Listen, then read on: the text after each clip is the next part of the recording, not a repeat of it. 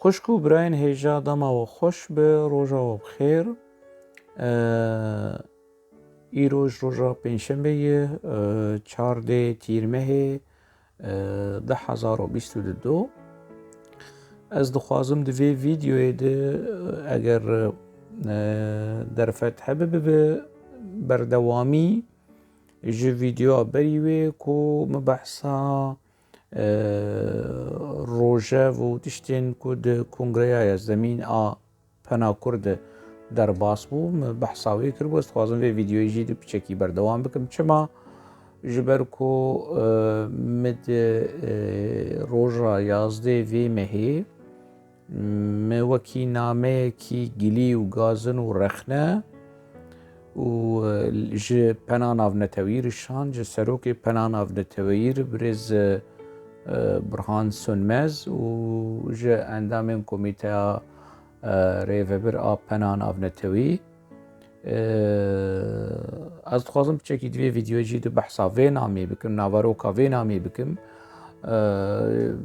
جبو بلگه کرن جبو تش بفن بلگه بفن ملکه دیروکه یعنی پشتی چند ساله دن جی هنک بخوازن ورن لیوه گرن یان هوشنگ رخنه بکن یان جی پنی رخنه بکن تشتک دناف دسته وانده هبه بلگه دناف دسته وان اف بلگه آهانه اف ویدیو آهانه لسر بجی تی حساب و لسر کسی که از بحثا وان بکم دوی ویدیوی جیده تی حساب موکی هلوست اف نام شاند بلکی تشتک جدر نکه جی یعنی دبوکو درو دورن کسین که نهادن دپنا کرد کبو پنا پگه که بو پنا اپوچیا خودی تیکلی و دسلادار بن و جدمکی باش یعنی برهان سون مجی ناز دکن و هن اندامن کمیتاری و بر آپنا ناف نتویجی ناز بکن یعنی خودی لوبی بن تشتن آگاهین نراس درباره هوشنگوسی بگینن وان یانجی حول بدن اف تیبینی و رخنین و خالن که مدوین آمه دگوتی والا درخنین یعنی آستنگی چه بکن لپیشیا کمیته کی لپرسینه که مدوین آمه د بحثاوی کریو و دعواوی کریو که کمیته کی لپرسینه ور سربخوا ور یعنی چه کرنو و لپرسین در حق کنگره یا زمین پنا کرد وبه جبر کو ایدی اف ریخستن اف سازی نما شاغه کی ج پنا ناو نتویی لگوری روشو لگوری تشتین که هی ایدی بیه وکی سازی کی ج سازی ریخستنا پکه که یعنی بیه سازی آلی میلاوی و آلی گریاوی سیاسی و ناسناماوی پارتیتی و ریخستنی و حزبیتی ایدی و ایدئولوژی ایدی اشکره بیه مره نمادکاره وکی پنکی کرد یعنی جی وکی شاغه کی جپنان او نتوی بحسابه وش خوزاتن یعنی تمثیلا کرداوی نکه یعنی بوی شکل غانه تمثیلا مدل کی سیاسی دیگه ایدئولوژی کی بیردوزی کی سیاسی دیگه دو کدنا و پنه دهنه کسی نه اپوچی جی هبن لی بگیشتی اوری خستن نهاد بن کنترلا اف سازی هاند بن کنترلا پارتیا پکی کدیه من نامه خواه یعنی سرنویسا پنا کرد جو پکی کی رزگار بکن نامه که گلی و گازن درباره کنگره یازدمین پنا کرد و پنا کرد مقصید ناو دکواناد ده وی نامه ده از مخاطبه ما یعنی از کی بکیر داخلم دیرکت ببرز برهان سونمز سروک پنا ناونتوی پین انترنشنل و همو اندامن کمیتار ریوبر از ده دسپیک اوی ده بحث یعنی پشتی سلاو و ریزی خوشوان پیشکش دکم بحث دکم که دروجه 8 و 9 تیر ماه 2022 ده لباجار اولدنبرگ آلمانیای ناونده پنا کرد کنگره خویا یازدمین لدار خست و بداوی آنی لگوری پیام و داخویانیا کنگره کل سر مالپرا پنا کرد هیا بشدارن کسین کو بشداری وی کنگره بو زیده تری هفته اندامی زیدتری هفته لگوری هجمار و اف و مو بلگه کر کل سر مالپلا پنا کرد هاتی بلاف کرن لینک اویجی میدانیه فوتوی ویجی گرتی کسک نکار یعنی پی بلیزه اگر بخواستن پیجی بلیزن هجماره کم بکن زیده بکن فوتو هی یعنی ما فوتو گرتیه و چه نابی یعنی دو کنگره ده یعنی کمیتار و بر کمیتا آماده کرد زانن چند اندام یعنی زیدتری یعنی هجماره تقریبی چه نابه دبیگ ناز بکن یعنی تکز هفته کس هاتن نه هاتنه چه نبت بيجي كيم تري وزيادة تري افتشتنا يعني افنان بيامكي كو بلكي هنا كسن كنا آگاه دار بنجه هجمارن بشداران كي اندامي پنا کرد كي نه اندامي بنا کرد بيجي يعني دواري زمان روجنامه گريه ده دبه كو تو بيجي كيم تري زيادة تري تشتكي ولو لي داخويانيين رسمي لسر مال پارا سازيه كي فرمي داخويانيا فرمي دبه يعني هجمارين زلال و تكز ورن ديار كرن او زيدتري چينا بكاربينه وان ولودانيه خمناك برا هفته بي يعني امنا بجن زيدتري هفته ويك هفته دو هفته سي هفته وچار امي هفته بحسب اللقوري هجمارا كوان داخسيه از جيوكي هوشنگوسيك و اندامي پنا كرد بوم از بجداری کنگره بوم حتی دما کنگره از اندامی بوم پشتر من اندامتی خو پاش وکشان سدمی ویجی استید دیار کرن از بجداری وی کنگره هانی بوم و از بجداری کنگره 80 بوم کنگره 80 کو 1013 هاتیل دار خصن دی ویدیو بری ویدم بحثا 13 و 14 لنهال ور استکز دکم 1013 لآمده از بجداری وی کنگره هانی بود وی کنگره هانی جیده دی ویدیو بری وی جیده بحث کر کو پکی که هدی دو خواست وی سازی هانی پنا کرتی خبن کنترول و موان گمان خو موان مترسیان خو وان يعني تشتي خوش برز زردشت حاجور جير بحث كر وي چاغيجي ود هندري كونغريجي دم دوباره كر كو گمان خو وي چاغي گوت هوا د 1022 كونغري يازدمين ده اف گمان نهان بون راستي يعني ريل يعني ريو برگه و دليف نما يعني خلاص افري خستن اف سازي هاني بو اپكي نما پنا كرد نما شاغك جپنا ناو نتوي از تيد بحث دكم كو يعني كو دو كونغري 80 دست حاضر ومو چاغي دوی كونغري ده ريخسنا پكي دست يعني دست پلانا دست سركرنا پنا كرد كر و دو كونغري يازدمين ده آوه سالي يعني دست سركرنا خو سري سد بداوي آني خلاص يعني تشتك تيد نما يعني وكيكو يعني از متزاني از بچم في كونغراهاني روش بفيرنگي هاني مقود خمنا كمي هرن لوي دري ونرينا خوشي بيجن رخنا خوشي بكن وفاتحه كي سرحي پنا كرد بخوينن و پنا كرد لبكي بيروز بكن يعني بفيرنگي بو مسألة بفيرنگي بو از تشتكو ده نامه دولو بحث كر وكي دسبيك ما يعني استدشي اشكالتكم كما اندامتي اخوا باش وكشاند جبر وان صدما يعني جبر چه جبر پنا کرد نما سازیه که سربخویه لی سازیه که بسر پککی ویه جبر کو پنا کرد وکی کومد نامه خود نفساندیه نها يعني دبن كنترولا پککی دیه وکه شاغکی جسازين پککیه نما کو شاغکی جبر ویم ما اندامتیا خو يعني جي باش وكشان ونوك يعني افري خصن نما وك شاغکی لغوري ما نما وك شاغکی پنا ناونتویه بين انترناشنال دا خوازی چیه دوینا و می دا خوازی عمل چیه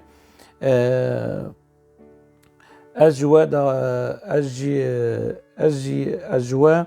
وكا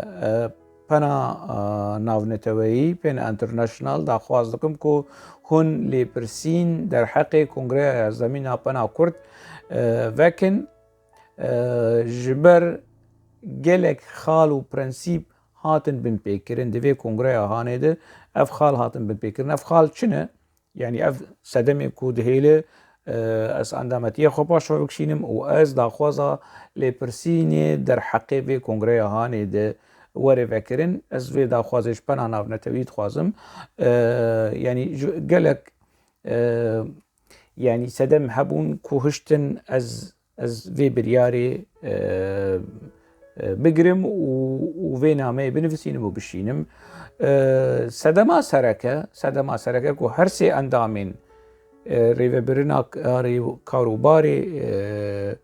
كونغري اندامين ديوانا كونغري هرسي كس جي بسر فككيتين حسب كرن هرسي كس از ناوی وانجی بیجم عبدالله حجاب لیواندوسکی و کمال سیدو هر سه کس جی نزیکی پککنه عبدالله حجاب شخم يعني ولو ببلغه و بلینک اوی کریه عبدالله حجاب کو کردی روجلاته اندامه کنه که کنگران توی کردستان کو بسر پککی همو دنیا همو کس دزان کو اف سازی اف ریخستن آ پککی ون وگرن مالپر من لینک جیدانی و سكرين جي كريج بوغا قربين ليستن عبد الله حجاب اندامي كنكيه وبري ويجيس فوتو ويني عبد الله حجاب دما وشبو قنديله وببو كونغرا قالوا يعني دو كونغرين كل شيء جي لهاتن دار خصن عبد الله حجاب باش دار يوانجي بيه يعني شكو قمان دنيزيكاتيه عبد الله حجاب اندامتی رخصنیم پککی و کاروبار رخصنا پککی رو تونه اجی روشا پککی بوم نزیکی وان بوم اجی چوبوم قندیلی اجی مگل کار کری لی اف سری زیدتری 11 سالایه از دوری پککی مو رخنه تون لپککی جیدکم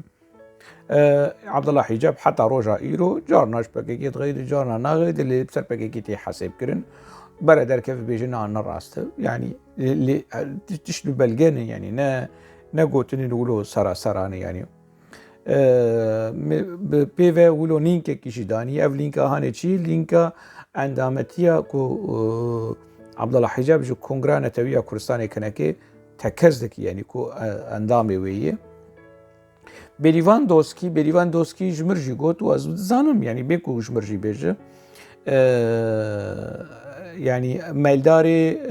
ينكي يكتين اجتماعي كردستان ذاتن كاروباري دبلوماسي كودك يعني بنافي عراقي دك نبنافي كردستاني دك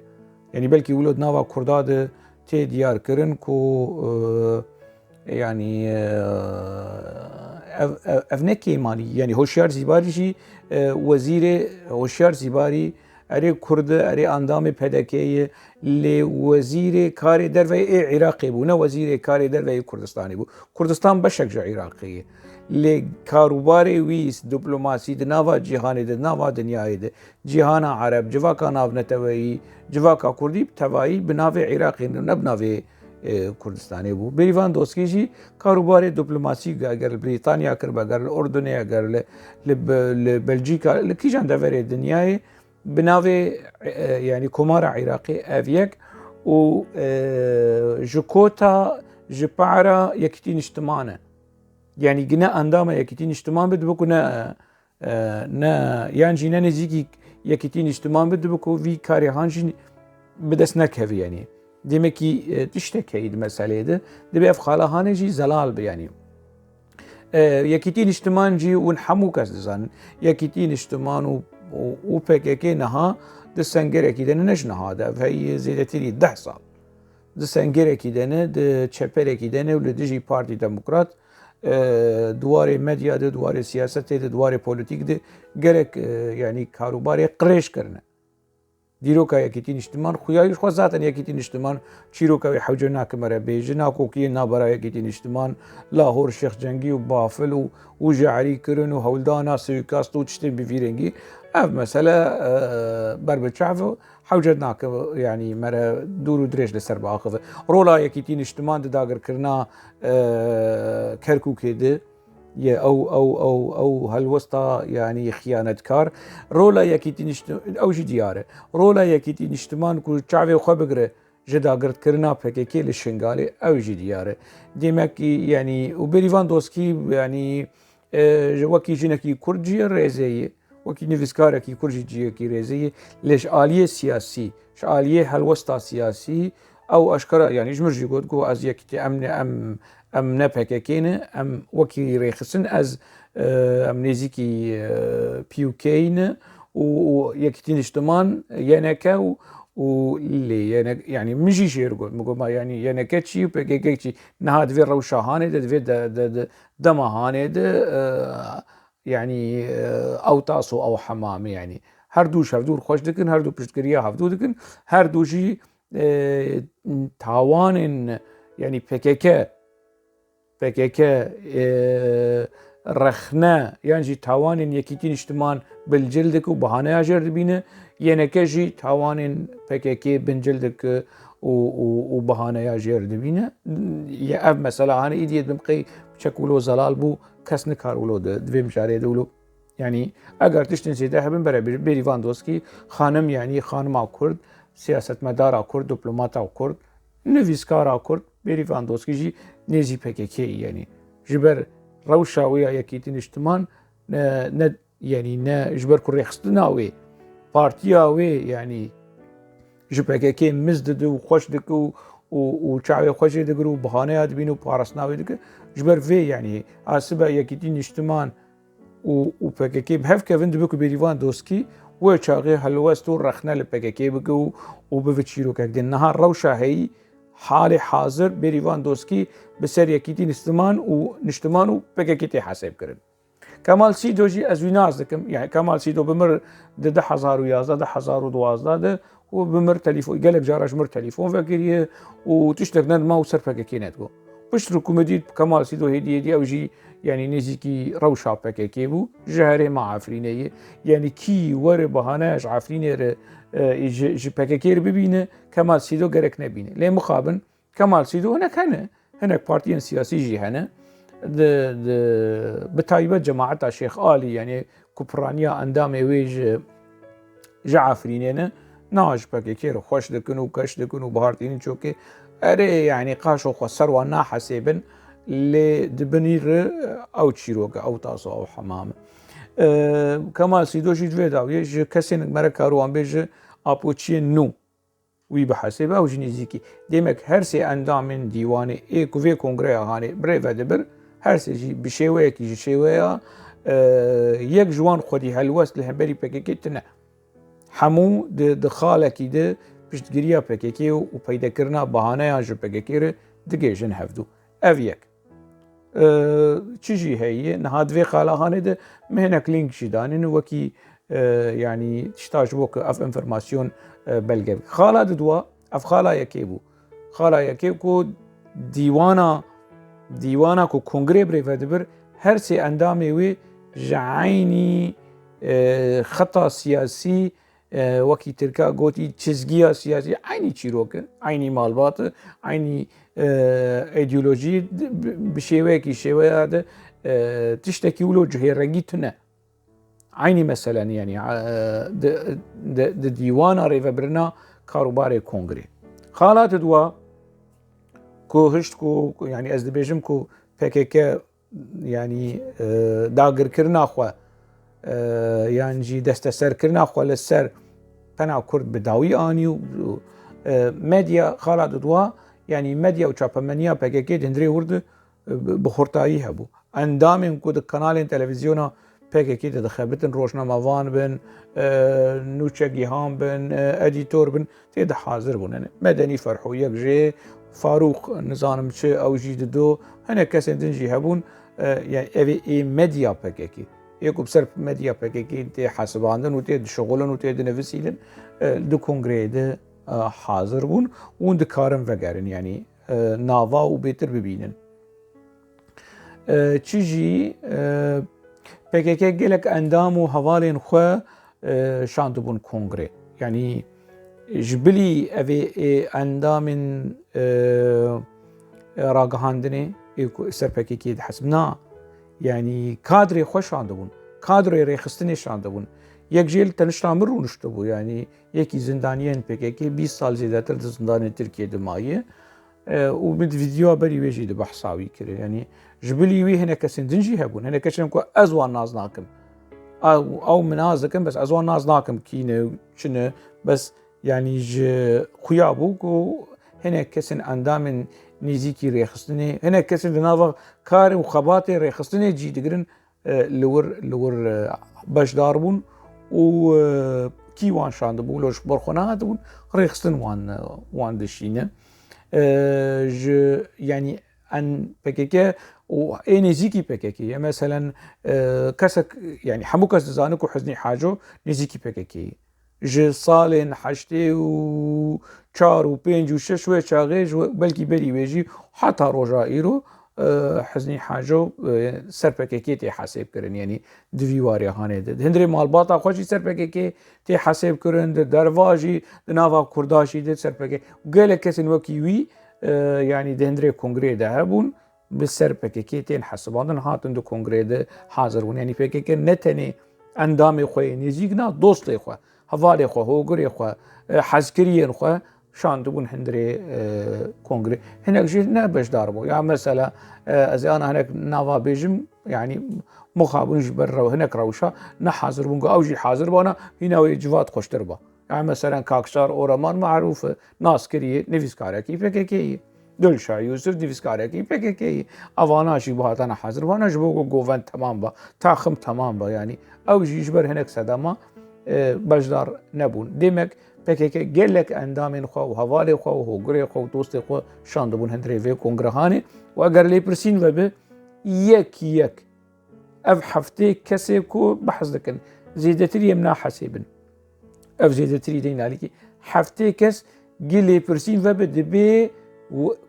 بنانا بنتوي بيوغرافيا وان ببيني كاف كينه اف حفتي کس کینه کو هاتنه بشداری وی اندامر و دکاره براحتی وگره ویدیو های فوتو هنه ده کمیتا آمادکار برش نهاد آمادکاری خو بکه و چیشتی خو حاضر بکه و بهانه خو حاضر بکه کالاوی بچرنگی خو چا اگر لیپرسین و بو و چوا دکاره وان حفتي كسيهان ببيوغرافي باندامتي دبي حفتي كس اندام لغوري داخویانی اندام پنا کرد بجداری و کنگره هانه بون نه یکی بر اندام نه کندیدات هفته اندام که اف هفته اندام کینه و چنه و اف کسین دن ایکو نه اندام بون ایکو بون کندیدات ایکو بون اندام نو دبی اوشی حمو زلال بفن بدتا بهور بینی تا بدرزی وب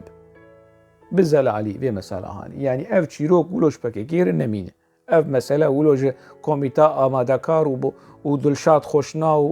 وأفي بسرية كيتين استمانتي حسيب كرن ولو جوار نمين يعني شوا بكن وخوش بكن وقش بكن ودلي بكيكي وينكي خوش بكن اف ولو نمين يعني دبي بدو بهور بيني اف حفتيكس كينه خوشنگو سيك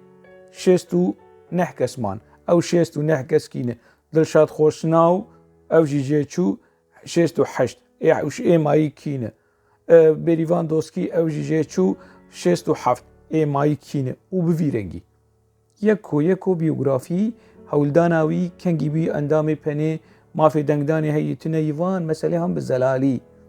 دبي دوسيا حمو دوسيا ورن سرماسي واف كونغريا هاني جعول حياة داوي سبونسوري ويكينه افيكو سبونسور افيكو دستك دان افي پرك دان جكيجان ميلين جميلة سياسية واني چي ناوي وان هات گوتن ناوي وان نماتي بيرامه اوان كسن هان اف كردين کو پشت گريا في مسألة هاني کرن فينانسا کرن افي كونغريا هاني کرن دبي ور ناس کرن اف كينه گلو PKK بلكي PKK بناوي وان پرشان دبه ما تو garanti هي از PKK ناس دكم يعني بناوي هناك صاب بناوي هناك ولاد باريزا هناك يعني سرمایه دار para بشینن في کنگره هانه و فینانسه بکن دبو کو افجی هبه دبی ور ناس کرن کسین کو سپانسور و فینانسه کرنا في کنگره هانه کری کینه خالا دن خالا چارا د وی نامه ده هەواڵێکی PKK di kongreyê de li min gef xwar yani kêleka mir rûniştî bû dema ku me yani mûnaqeşeya xala hevserokatiyê em bihêlin em nehêlin yani hiştina wê behaneyê wê çi ye rakirina wê behaneyê wê çi me vîdyoa berê wê jî di behs kir me behsa wî kesê ku li tenişta mir rûniştî zindaniyên PKK ji mir diguhême de ji mir dibêje dibe xala sor û çêna bi merov biaxive û bi vî rengî û ez hêrs bûm li ser wî me di vîdyoa berî wê di behsa wê kirî ev çê nabe di hindirê kongreyê de endamekî din bihedidîne ez endamekî esîlim ji sala 2009 neha ev ya hîna ne endam e hîna di hindirê kongreyê de bû endam û pirtûkî bi zimanê Kurdî tune û tiştekî bi zimanê Kurdî tune were endamekî di hindirê kongreyê de tehdîd bike ev li kur çêbî yani di civatên PKK de çê ancak çê dibe ev li gorî prensîbên kongrayê li gorî prensîbên yani şaxên pena navnetewîyê divê ev mesele jî were zelal kirin ev xala çarê xala pêncê hevalekî PKK yan jî bi ser PKK tên hesibandin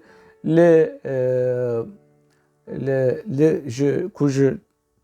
Amedê hatibû ji Bakurê Kurdistanê hatibû di hindirê kongreyê de em tehdîd kirin çi digot di hindirê kongreyê de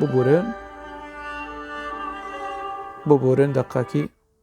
çi di hindirê kongreyê digotin di hindirê kongreyê de behsa yani wilo dîsa di çerçeveya xala hevserokatiyê em rakin em deynin em daneynin duê çerçeveya hanê de duê xala hanê de ev endama han ku ji Kurdistanê hatibû ji Amedê hatibû em tehdîd kirin gefal me xwar gefal ne li me li kongrê tevayî xwar ev gefê han jî çi bûn ku eger hûn vê xala hanê ji rêbaza pena Kurd rakin xala hevserokatiyê em wekî jinê Bakurî me ji vê penê me ji vê kongreyê ji vê penê ji vê saziyê vekişin ev tehdîd bû bi hindirê kongreyê jî digot ku ev ya hatî tehdîda dikir li vê kongreya hanê ev prinsîp ev kiryar ev şêweye axaftin û danistendin tehdîd yan na prensîp hat bin pêkirin yan na bi a jinikê bû bi ew jina Kurd bû ku tehdîdayê bi cî hat hemû kes xistin dengdanê û hemû hevalê PKK ne hemû dost û hogirên PKK ne û xistin nava dengdanê û hevserokatî hate tekeskirin û bi a xwediya tehdîdê yani bi a wê bi nerîna wê pêk hat ez navê nabêjim yani ji bo ku yani me tirsiyên li ser wê çênebe dîsa yani ez ew werime tehdîd bikir lê ez li yani li ewlekariya wê li selametiya wê ez dixwazim rejîma Tirkî yani me re nizan yani dijmin dibe ku tiştekî bi serê wê bînî yani lê mebesta min ne ku ez zero rûziyanê hiç bigînim yani ti kesî yani çi kes bijî dîsa dimîne Kurdek heta ji me bê ez ê biparêzim me tehdîd jî bikin jê xem nake lê ev li gorî prinsîbayî ne li gorî prinsîbayî di hindirê nameya xwe de bi nav kiriye çî jî hebû divê çerçeveya hanê de xala şeşa hevalekî PKK bi ser PKK tê hesab kirin yani dema ku min nêrînê xwe got me helwestê xwe û nirxandinê xwe di hindirê kongreyê kir got evî camerê han çi kir evî camerê han hat yani wilo mijar guhert berê mijarê guhert û ja behsa cilê me dik û kumê hoşeng û hoşeng kum li xwe kî yan li xwe neke mafî wî heyê biaxive bi kum ya mafî wî tineyê biaxive bê kum tiştekî bi vî rengiyê hanê wilo li bingê hevdû xist ev camêr jî medenî ferhoyî medenî ferhoz wî naz dikim yani em bi hev di medya PKK de em şixulîne di Roj TV'de me bi hev kar kiriye li 2017 li Qendîlê jî me hevdû dît birêz medenî ferho lê de bi vê dema dawî bi gelek tiştê din li ser wî nas kirin yani mişî wilo fêm dikir ku یا یکی مثلا نویسکارێکی بسەر پێکەکەی تێ حساب و دۆگماتیک و ڕادیکال دەنەرینێ خۆ و سەر دەنەرینێ قەت مفێت زانی لێ هەنێک ئینفرماسیۆنێ دنجمر هاتن ئینفرماسیۆنێن ولۆ ئەز ماتمایی مام کۆ مەدەنی فەرحۆ لە بەلجیکا هاتیە زندانکردن لە تورکی هاتی زندانکردن نەبێ سەدەمێن سیاسی برایی وی دەروێش و دەردۆراوە وی وەکردن سەدەم سیاسی لێ مەسەلە سیاسی بوو مەسەلە جینایی بوو جینایی ینی لە تورکیەژی جینایی و لە بەلجیکاژی جینایی کەسێکی کۆ بە سەدەمێن جیدایی هاتە بە زندانکردن لە تورکیە و لە بەلجیکا هاتیە بیە ینی دەندرێ پەنا کوردە و دهندرێ کۆنگرەیەدە ئەندامێکی ئەسیلی پەنا کورد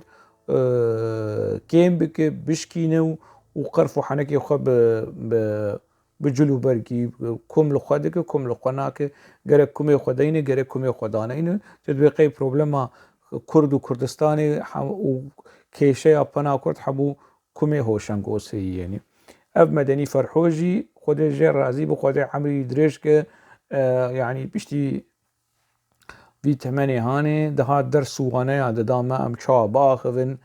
بکوم و بێکوم دەهێنرێ ئوسولێ ئاخافتنێ چاوایی و بڤی منطقی هانێ ئەو بخوا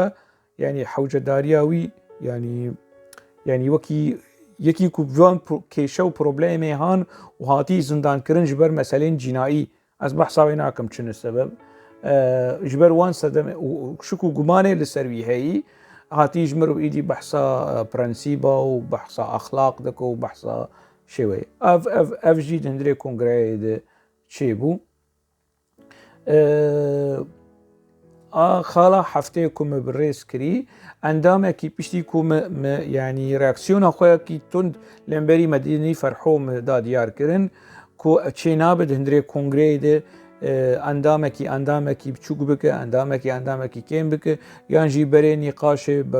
biguhere bibde deverekî din ji em ser prinsîba hevserokatiyê daxivin nîqaş bive cil û bergê hoşengosê çil xwe kirî çil xwe nekiriye û me vîrên yekî endamê dîwanê Abdullah Hicab nêzîkî wî bû di nambera wî Medînî Ferhû çend metre tin nebûn İnkar dikir digo na medenî tiştekî wilo negotî kurom got ça negotî mane me asa ez 10 metre dûrî wî me û me bihîst û ev xelk bihîstin di ça de inkar dikir wextê inkar kir digo na min nebihîst na me fêm nekir na ez tê negiştim nazem hişt ez hêrs bim dengê me derket min sê xwe masê xist min got ev çê nabe tu pişt giriya wî dike tu ev îslûbê hanê bilcindkirine يعني إيدي ون بخبخة أبوشي بخبخة جهفدور خوش بكن وهما شوار كرن وني بهانا وحجاتا بفين الناس هيرس بوم عبد الله حجاب جي تشج مرقول جو يعني ذلك هذا دربا بتش منطقي بتش أصولي بتشيناب يكي جديوانه جا أندامكي هندري كونغري دي جربي درك اف نملكي بافيت كسي ناي عبد الله حجاب ناي كمال سيدوي ناي بيريفاندوسكي تك حقيقه كسيتنا رابه في منطقه خاني زيك دما ولو بمر اخفي بيريفاندوسكي وكمال سيدوجي ليت نري نقوت انت تشد بيجه نقوتن بهانه كرن داوي دليبوري خصن كام چوا چاره سر بگن كان نظام چ بيريفاندوسي ام چ چاره سر گو مجرگو نابرا خوید مجرگو مگو چارەسەریە دموکراتیک جوێ مەسەلێ نابێ ئەس ڤەتگەرمارێ استیقالا خۆ ئەس ئەندامەتیە خۆ پاش ڤەدکشینم و قەدیاچوو مجێرگوت یعنی مەسەلە هەنێ و مش عەبدەڵڵا حیجاب ژیرگۆ مگو حەقێتە تونە ئەv ne milkê bavêteyî tira bi xelkê ji dîwana malateyê yan tukî derbas bike bi kêfa xwe tukî derxîne bi kêfa xwe tiştek ku tune ev jî xala heftemîn e ku endamekî dîwanê bi vî mentiqê hanê bi vî îslûbê hanê nêzîkî me bû heta ku ez şaş bim jî çê nabe ji were ji mir bêje derkeve derba çê nabe ava bê ku ew bêje me îstîqala xwe me endametiya xwe paş vekişan ji mir ne ciyê rûmetê û serbilindayê ez û Abdullah Hicab di hindirê saziyekê de bin ku dibin kontrola PKK de bi helal bijêre ew dibin kontrola PKK de bi wilo PKK wî bibe çep wî bibe rast wî bişîne bike serokê pejekê wî serokê پژاکی داخینه وی بک نزانم روزنامه وانه کی وی بک خبرکار کی ده رستوران کی کیف خوی چارنوسا خو جیانا خو بریارا خو بده تخناف لپی پگی کیف خوی بس از ولو ناکم از لايق خنا بینم یعنی عبدالله حجاب شخور ولو دبینه هزار جاری اول پگی پیروز بو پگی جلی پیروز بو اف خالا هفتمین دهندری وی نامه دمد بحث کری خالا حشتا هناك اندامن کو بسر پگی تین حسباندن ناتبون کنگره ولی وکی اندام وکی کاندیدات يعني هاتن پیشنیاز کرن و هاتن البجارتن يعني یک نه کنگره ولو غیابی وره البجارتي کی مثلا میناک دلشاه یوسف کو 15-16 سالات نوا پککید مایه روشا کو چوا پککی ویج نفخ قوتان لموسلی از ویجی دزانم چو جوی داویه وگری ای بی آپوچی و تلیلیا و سرکیشا گوونده و دسمالا ده هجین خمناکه لی برا ور بجدار يعني نغيابي هات الغياب سر پککیتی حسباندن و غیابی نبجدار هات البجارتون و دی ساکت کومیتا بريفبر خمناك يكادن جي روزا متينا او جيب سر پککیتی حسبان حتى جناوي يجي خويا يعني عيني وجناوي كادري پککی دل سوز آمد نزانم برچم بوتان شورش دیرسم و اف ناوين بفيرنجي هاني يعني او جيب سر پککیتی حسب اگر نه يعني نه انداما رخصتني بقى نزانم لآمدهية لباكوري كردستانية وغيابي هات البجارتن يعني بو كانديدات وهات البجارتن وكاد كوميتا بريفبر اف قالوا تشي دبي بريس برهان سنمز اف لغوري برانسيبين بناناف نتويك وغيابي كسورن هالبجارتن ودنك بسينن نا زندانين يعني دلشاه يوسف نزندان انا يكي امی بیشن زندان دایی بشه کی سمبولیک توی بک سروک رومته توی بک تشتکی بدهی افخم ناکه اف چه دب بره اف وکی معنوی وکی سمبولیک چه دب بس فعلی توی بک اندام کومیتا رو وبر و او نا زندانیه او نا کیشه وان هیه دبکو صدمه وان هبه تندرستی بن اکونومی بن اولکاری بن نکاره بر روزامتی نوره چه دب آزاد زال پروبلمك جير چه نتكاري بس قالوا چه بس آزاد زال مثلا بكم سروكي بني او نهاتي حاضر نبيه او نهاتي بجدار يعني بجداركي فعلي ندندري كونغريد نبويه افجي خالق بو كو قالك يعني هنا كاس نهاتبون اجن نبجداري كونغري بون خاطن البجارتن ودانقاجستن بو اندام تيجي هبو هناك كسنكو هناك اندامكم سرفك كي تين حسب عندن يعني دي كونغري حشتا حتى كونغري يازدا حشت نه ده يازدا چار كونغر اف يعني دوباره تين هالبجارتن يعني اف سر دي جو كونغري حشتا لآمده ده 1013 حتى كونغري يازدا ده 1022 لألمانيا هرتمتين هي البجارتين ونجيكي بككين يعني بسر بككين حسب عندن يعني جي مايل داري بككين يعني تشتكي ولو هي يعني بهنا بككي شوانتي ونفجر النافا نفجر نديروكا بني هناك جي مثلا لباكوري وكردستاني ازنافي والنابيجم اللي مثلا دلشاه يوسف جد 1013 حتى نها حموه البجارتين هذا دلشاه يوسف عندما كوميتا رو ببر ودو كونغري ده 1013 وزردشت حاجو شاهد از چوم جم دلشاه پیش نیاز کرد و از چوم جم زردشت مرگو گوورتی که بیم گلنا مگوز ناکبی می هوا دلشاهی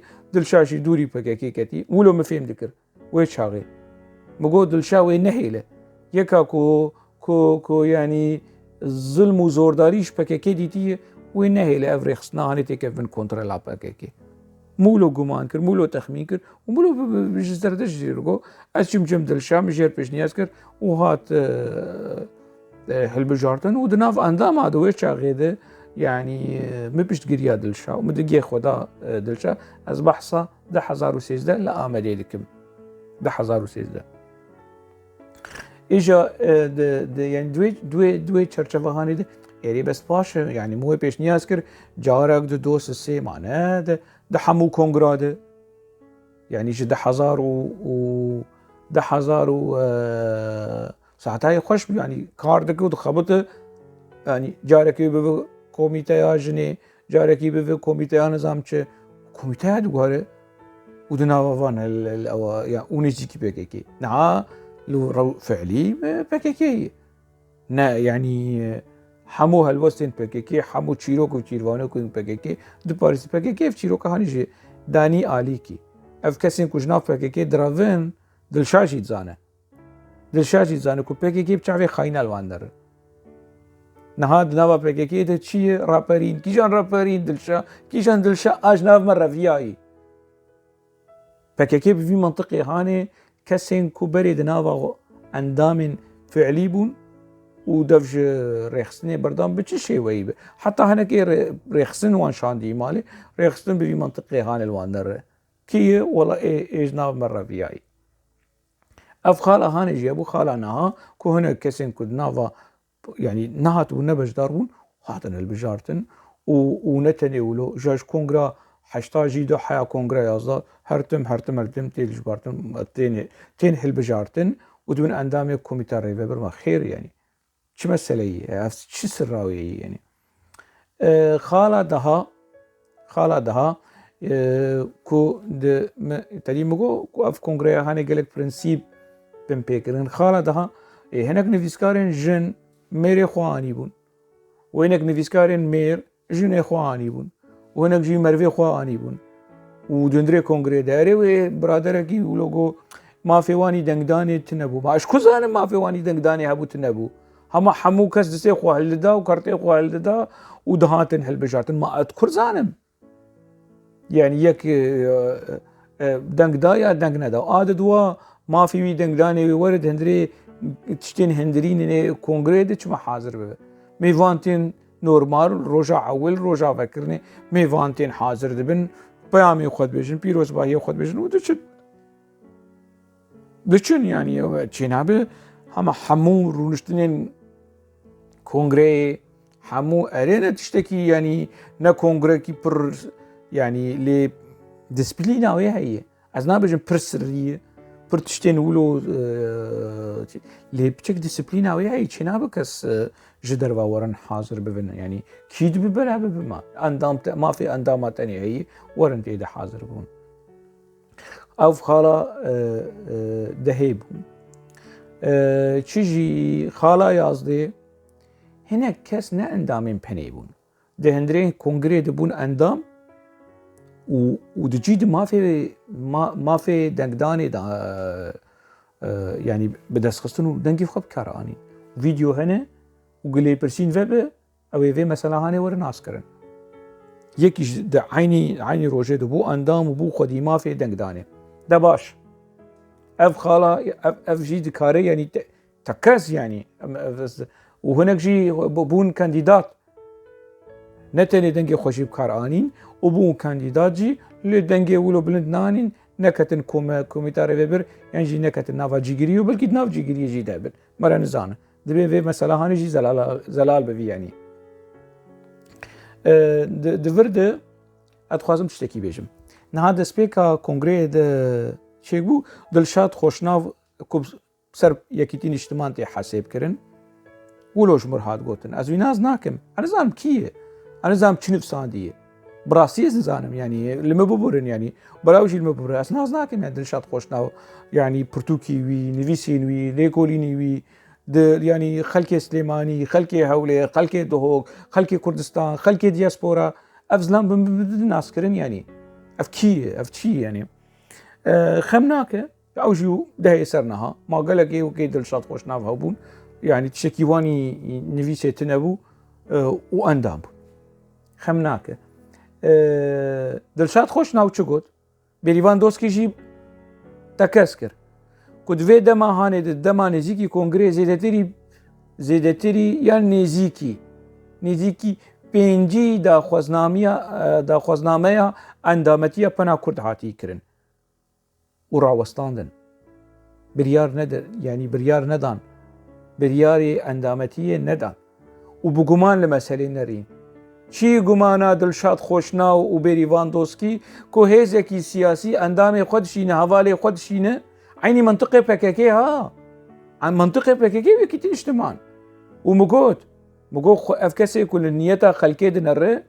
dîmekî ev niyet di dilî wî de heye min dindirê kongrê jî digot yanî çê nabe tu biryara ya qebûl bike ya qebûl nek tu endametiya xelkê tu wilo bihê li daleqandî bêbiryar û tu bi guman nêzîkî vana ser PDK tê hesibandin ev PDK wan şandiye ji bo ku Pena Kurd tê bin kontrola xwe PDK bi hikûmeta xwe bi qelafetê xwe bi qerasebûna xwe ya ekonomî û eskerî û siyasî û ragandin ev hewcetî Pena Kurd be ev hewcetî me û Bêrîvandoskî û Kemal Sîdo be ku me tê xibin kontrola xwe yanî ev gumanên ku ev Dilşad Xoşnaw got û Bêrîvandoskî jî tekez kir me bersiv da min got çê nabe yanî çê nabe wilo bi şik û gumana te nêzîkî insana bibe ev şikengî de yanî niha şikengî de ev nîqaş hat kirin ku kongreya wê ev heyî 6-7 meh zêdetir û ji wê çaxê de yanî ka niha em dixwazin ev kongra hanê ji me neda diyar kirin ji me neda diyar kirin meselen endametiye raporên endametiyê ji kongreya daha heyat kongreya 11 çend kes bûn endam rapora rêxistinî nebû me yanî dibe bi hatana gotin bi hejmar be jî dibe bi hatana gotin çend kes daxwazên endametiyê çend kes biryara endametiyê heqê wan hat istendin dibe mesele zelal gotin hejmara endama 400 û nizam tiştekê bes çê nabe tu wilo bi şek û guman te nêzîkî daxwazên endametiyê bibe wela rêxistinekî siyasî şandiye û ji bo ku tê xibin kontrola xwe ma hemû rêxistin PKK ne dibe ku çebên hevdû yanî PDK û PKK û YNK û rêxistin siyasî vê bi şebên hevdû di gelek mesela de di desthilatdariyê de di kontrolê de di ew de bes yanî hewcedariyê li gorî nerîna me yanî hewcedariyê PDK bi Pena Kurd tune bes hewcedariyê PKK heye hewcedariyê PKK heye ji ber ez werim behsa bin pêkirinê mafê mirovan li Rojavayê Kurdistanê bikim û me kiriye ku Pena Kurd bîne ser masa Pena Navneteweyî bi îmêl bi daxuyanî bi nerîn bi pêşniyaz wê nekin vê mesela hanî nekin bi vê çarçoveyê bi van xala van 11 xalê hanê de naveroka vê nameyê bû dibe ku tiştek jê dernekeve jî lê pêşberî raya giştiya gelê Kurd a siyasî a rewşenbîrî a nivîzgarî pêşberî dîrokê me ev name şand ji bo bife belge û me ev vîdyo jî çêkir ji bo ev name dîsa bife belge û ez li ser kanala xwe ya YouTubeê mere nizanî yanî Emrê Berûf yanî Emro tikine tu dirêj çawayî bi çi rengî mere nizan lê ji bo bife şahid di kongreya 11 a Pena Kurd ku bû Pena Apoçî çi çêbû çi çê nebû xweşeng osê xwedî helwestekî çawa bû di nava civata Apoçiya de û piştre bi nivîskî bi name bi daxuyanî çi helwest li hemberî vê rewşehanê girt heta mijarekî din di nava xêr û xweşiyê de bimînin dema we xweş